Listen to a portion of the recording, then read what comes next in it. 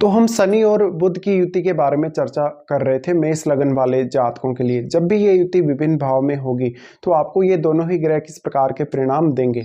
इस वीडियो में अब हम 6th हाउस के लिए बात कर रहे हैं। 6th हाउस में यानी आपके कन्या राशि में अगर सूर्य और बुध स्थित हों तो ये युति आपके लिए किस प्रकार का प्रभाव ला सकती है। देखिए, यहाँ बुध अपने खुद के ही घर में स्थित होंगे, अपने मूल त्रिकोण राशि में। यहाँ अब बुध आपके लिए वक्री नहीं होने चाहिए। अगर यहाँ शनि वक्री हो तो ज़्यादा अच्छा रहेगा। अगर यहाँ मान लीजिए बुध अस्त हो जाते हैं, अस्त होने के केस में भी आपके लिए काफ़ी अच्छा रहेगा। लेकिन आपके चार्ट में आपको ये देखना पड़ेगा कि यहाँ शनि ज़्यादा प्रभावी है या यहाँ पर बुध ज़्यादा प्रभावी। ज़्यादातर केस में यहाँ आपको बुध का प्रभाव ज़्यादा देखने को मिलेगा क्योंकि बुध का अपना घर है और मूल त्रिकोण राशि भी है।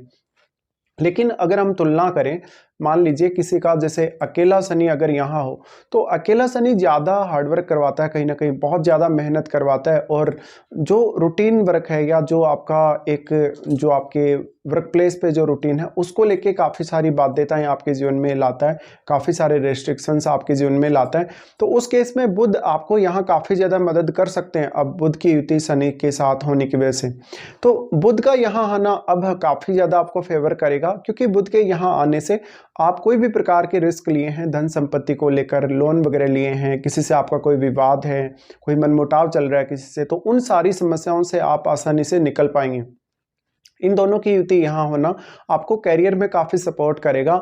आपको किसी भी प्रकार के कंपटीशन को फेस करने के लिए ये काफ़ी अच्छी स्थिति है। इसके साथ साथ अगर शनि का यहाँ प्रभाव ज़्यादा हो तो बुध से रिलेटेड कार्यों में थोड़ी बाध्यता आपके ऊपर ज़्यादा आएगी। और आपके जो बुध हैं तीसरे भाव और छठे भाव के स्वामी हैं, तो इन दोनों ही भावों को लेकर आपको ज़्यादा से ज़्यादा डेडिकेटेड होना पड़ेगा। और हो सकता है कि आपके कम्युनिकेशन पर, आपके सोचने समझने या एनालिसिस करने के तरीके पर भी इस कंजक्शन का काफ़ी गहरा असर पड़े।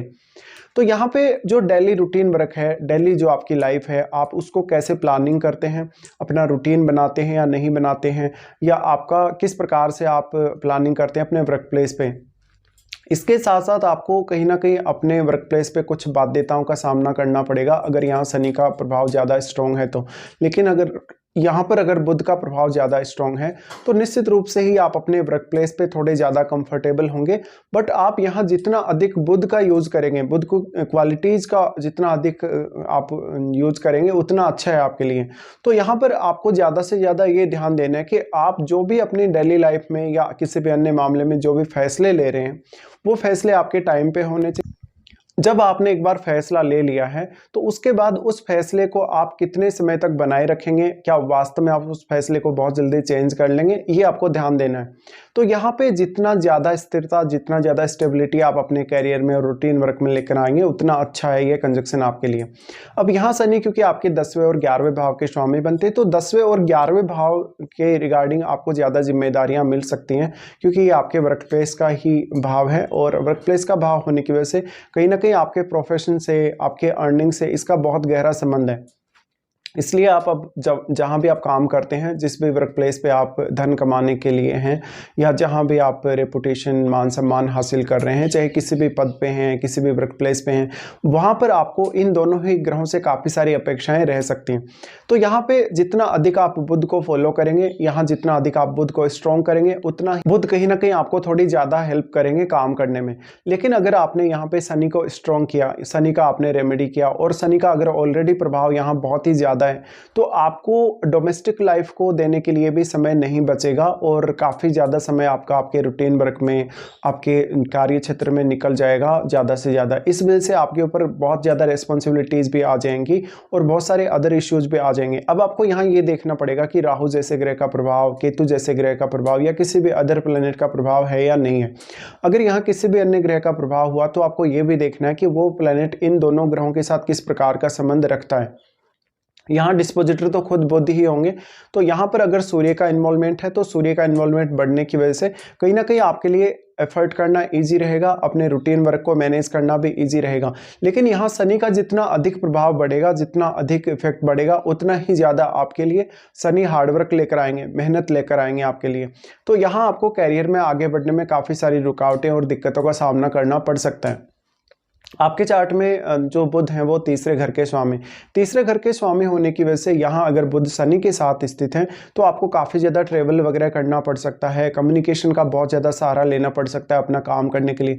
इसके साथ साथ आप हमेशा कितने ज़्यादा कंफर्टेबल होकर कोई भी काम कर रहे हैं, अगर आप अपने काम को करने को लेकर कंफर्टेबल नहीं है तो आपको यहाँ बहुत सारे इश्यूज आ जाएंगे। दूसरी तरफ अगर आपने खुद से ही अगर बहुत ज़्यादा जिम्मेदारियाँ निभाने की कोशिश करी, जो जिम्मेदारियाँ वास्तव में आपकी बनती भी नहीं है, अगर आपने उनको निभाया तो आपके ऊपर और भी ज़्यादा एक्स्ट्रा रिस्पॉन्सिबिलिटीज डाली जा सकती हैं। दूसरा, इस कंजक्शन का जो सबसे बड़ा इफेक्ट पड़ेगा वो पड़ेगा आपकी अर्निंग्स के मामले में, क्योंकि शनि यहाँ आपके 11वें घर के भी स्वामी हैं। 11वें घर के स्वामी होकर जब शनि यहाँ स्थित होते हैं तो आपको अर्निंग्स करना उतना आसान नहीं रहता। अब बुध का यूटिलाइजेशन आप कर लीजिए, अगर बुध का यूटिलाइजेशन करके उसको ज़्यादा से ज़्यादा काम में लेके कहीं ना कहीं अगर अच्छे से आपने यूज़ किया अपनी क्षमताओं को, तो हो सकता है आप कुछ हद तक अर्निंग्स में सफल भी हो सकते हैं। यहाँ पर अब दोनों ही ग्रह कितने ज़्यादा क्लोज हैं, क्या यहाँ पर बुध वक्री हैं, क्या यहाँ पर बुध अस्त हैं, क्या शनि यहाँ पे वक्री हैं, ये सब आपको चेक कर लेना है। अब उसके बाद आपको देखना है यहाँ कौन से भाव के स्वामी का संबंध है इन दोनों ग्रहों के साथ।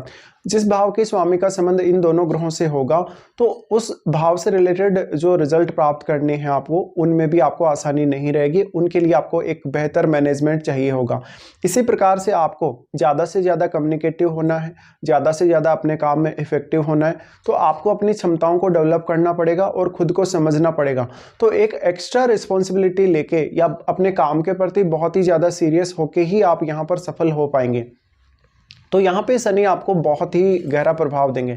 अब ये कंजक्शन किसी भी प्रकार के कंपटीशन को फेस करने के लिए अच्छा साबित हो सकता है, क्योंकि यहाँ बुध से रिलेटेड मामलों में आपको शनि ज़्यादा से ज़्यादा डिसिप्लिन में लेके आते हैं। तो डिसिप्लिन होने की वजह से इस बात की बहुत प्रबल संभावना कि आप अपने कैरियर में बहुत ज़्यादा जिम्मेदारियों के साथ आगे बढ़ पाएंगे। और कोई भी ऐसा मामला जहाँ पर आप एकदम से फंसे हुए नजर आ रहे हैं या बहुत ज़्यादा आपको रुकावटें आ रही हैं, दिक्कतें आ रही हैं, आपका काम नहीं आगे बढ़ पा रहा, उन मामलों में बेहतर डिसीजन ले पाएंगे।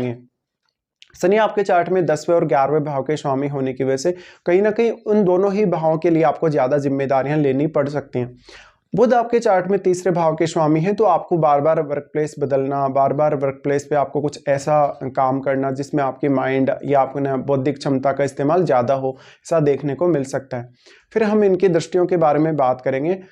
सबसे पहले शनि यहाँ से आपके 8वें भाव पे दृष्टि डालेंगे। 8वें भाव पे इनकी दृष्टि होने से आपको कहीं ना कहीं कुछ ऐसे काम संभालने पड़ सकते हैं जो काफ़ी ज़्यादा सीक्रेट हों, या जिनमें ज़्यादा से ज़्यादा बौद्धिक क्षमता या अपने एफर्ट का ज़्यादा इस्तेमाल करना पड़ता हो, या जिनमें बहुत गहरी या ज़्यादा जिम्मेदारियाँ हों।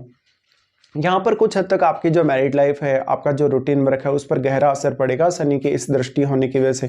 और शनि यहाँ पर आपको जीवन में जो कुछ भी हमें सडनली मिलता है या जो भी चेंज हमारे जीवन में सडनली आते हैं, उनको थोड़ा ब्लॉक करने का काम भी कभी कभी करेंगे। इसलिए आपको ज़्यादातर अपने एफर्ट पे, अपने प्रयासों पे ही डिपेंड रहना पड़ेगा। शनि की और बुध की दोनों की ही दृष्टि आपके 12वें भाव पे पड़ेगी। 12वें भाव पे दृष्टि होने से कहीं ना कहीं आपको थोड़ा विदेश यात्रा की तरफ भी फोकस करना चाहिए, विदेश यात्रा या विदेश में सेटलमेंट की तरफ भी। अगर आपके चार्ट में इसके लिए फेवरेबल योग हैं तो आप इन दोनों में से किसी की भी दशा में फॉरेन से कनेक्ट होने का प्रयास जरूर कर सकते हैं। लेकिन यहाँ आपको बेहतर मैनेजमेंट करना पड़ेगा। आपकी जो डेली लाइफ है वो इजी नहीं होगी। डेली लाइफ में काफ़ी सारी समस्याएं होंगी, बाध्यताएं होंगी। अब उन बाध्यताओं से आप कैसे पार पाएंगे ये आपके ऊपर डिपेंड करता है, आपकी सोच पर डिपेंड करता है और आप कितना ज़्यादा अपने काम में एफर्ट डाल सकते हैं। यहाँ से फिर शनि की दृष्टि आपके जो तीसरा भाव है वहीं पड़ेगी। तीसरा भाव यानी बुध का ही भाव है, तो अगर यहाँ बुध ज़्यादा प्रभावी हुआ तो आपको शनि उतना ज़्यादा एफर्ट नहीं करवाएंगे। अगर यहाँ शनि ज़्यादा प्रभावी हुआ तो आपको कम्युनिकेशन में भी काफ़ी ज़्यादा ब्लॉक देखने को मिलेगा शनि के थ्रू, और आप अपनी जो क्षमता है उनको पहचान तो पा रहे हैं, अपनी काबिलियत को समझ तो पा रहे हैं, लेकिन उनका यूज लगभग 30-35 की एज के बाद ही आप ज़्यादा अच्छे से कर पाएंगे। तो शनि का जो प्रभाव तीसरे भाव पर पड़ रहा है वो कहीं ना कहीं आपके भाई बहनों के साथ या अपने पड़ोसियों, रिश्तेदारों के साथ रिश्तों में भी आपको उतना ही ज़्यादा प्रैक्टिकल बनाएगा। तो यहाँ इमोशनल कनेक्शन उतने अधिक होने के चांसेस नहीं है, ज़्यादा से ज़्यादा ही आपको प्रैक्टिकल रहना पड़ेगा। हाँ, इतना ज़रूर है कि आपके जो बॉस हैं, आपके जो कलीग्स हैं, उनसे भी कभी कभी आपको कुछ समस्याएं आ सकती हैं। इसके बाद आपको देखना पड़ेगा आपके 12वें भाव में कोई ग्रह स्थित है या नहीं है। जो भी ग्रह आपके 12वें भाव में स्थित होगा उसका डायरेक्टली प्रभाव आपके 6th हाउस पे रहेगा, तो आपको 12वें भाव में बैठे हुए प्लेनेट को भी देखना पड़ेगा।